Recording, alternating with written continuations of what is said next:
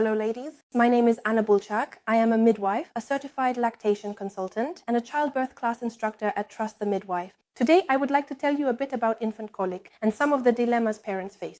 What could be the reasons for tummy pain? A typical situation is that most often the family gets involved once the baby is born, telling you, oh, watch out, the third week is coming, just wait, the peaceful baby phase will end, the little one will definitely start crying. Another thing is that, in reality, the first weeks of a child's life are a difficult period because we still don't know why the baby is crying.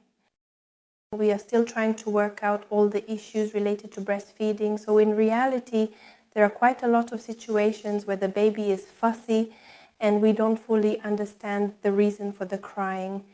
And then when you add family members who tell us that there will come a time when you'll see, things will start happening and the baby will be fussy. So in reality, many people, many parents are very worried about whether colic will appear, when colic will appear, and as soon as any tummy troubles start, we immediately begin to interpret it as, aha, here it is, this is colic.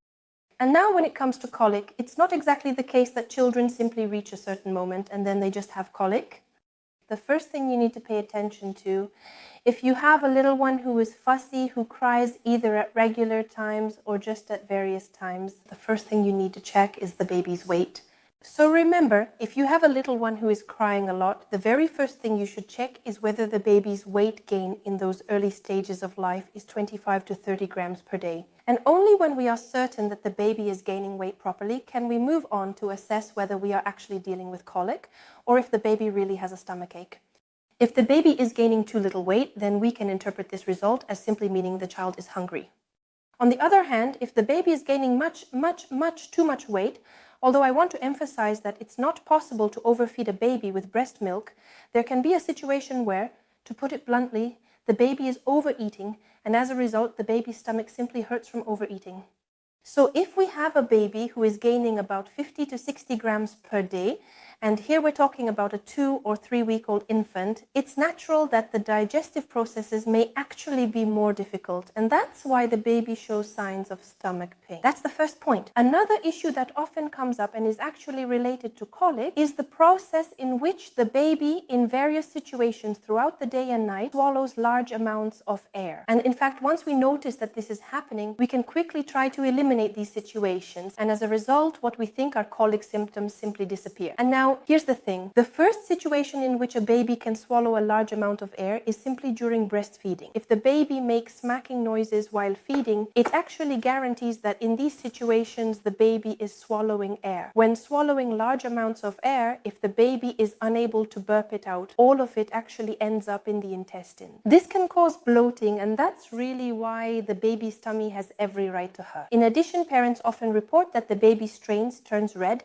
has trouble passing stool, has trouble passing gas, and after the gas is released, we can actually see that the baby shows a sense of relief. So the first situations that need to be ruled out are simply those that naturally occur throughout the day. The first one is during feeding. If your baby makes smacking noises while feeding, this is definitely a situation that needs to be checked because there is probably some issue with latching. Other situations that occur happen during routine activities, and for example, I often have parents who say that their child has colic, that it's clear the child has problems getting rid of gas, which at some point during the day the child simply swallows. So we start to analyze what the day looks like. In reality, there are situations that simply shouldn't be allowed to happen.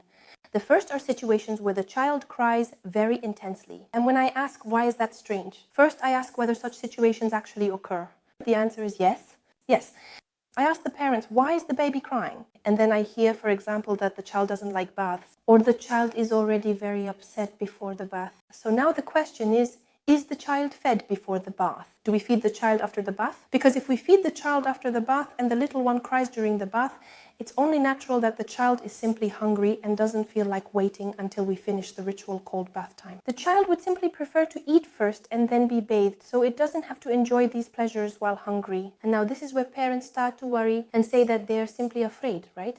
They're afraid to put a little one who has just eaten into the bathtub. We have to remember that bathing a newborn or infant is really just a quick splash, I would say, right? There's actually maybe about 20 centimeters of water. It should reach roughly up to the level of the ear, so there's really very little water, and it has no effect whatsoever on the stomach It has no effect on whether the little one might try to get rid of the contents accumulating in the stomach just because the bath is in progress. So you can calmly try feeding the baby from one breast, then give them a bath and then feed from the other.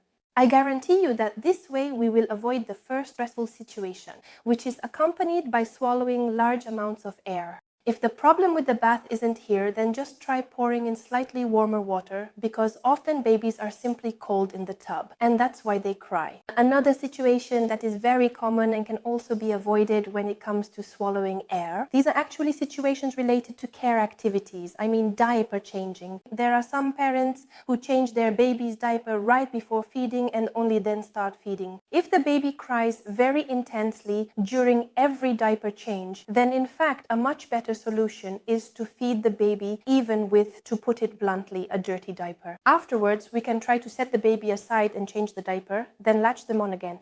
Because if we do this when the baby is extremely hungry, that is just after waking up and clearly showing how much they want to eat, and if it's at that very moment that we realize we need to change the baby's diaper so we can put them to the breast clean, then in reality this is another situation where the baby gets irritated and swallows a lot of air. As a result, the feeding becomes very fast and chaotic. The baby can't adjust, gets even more frustrated, and shows their dissatisfaction even more. And again, they end up swallowing a lot of air unnecessarily. These are simple situations that can be avoided. Give it a try. Give it a try. And let me know what situations led to your little ones swallowing air and what methods helped with those famous colics. I'm very curious to read your comments. I'm looking forward to them and to your questions. Thank you very much. Talk to you soon. Bye-bye.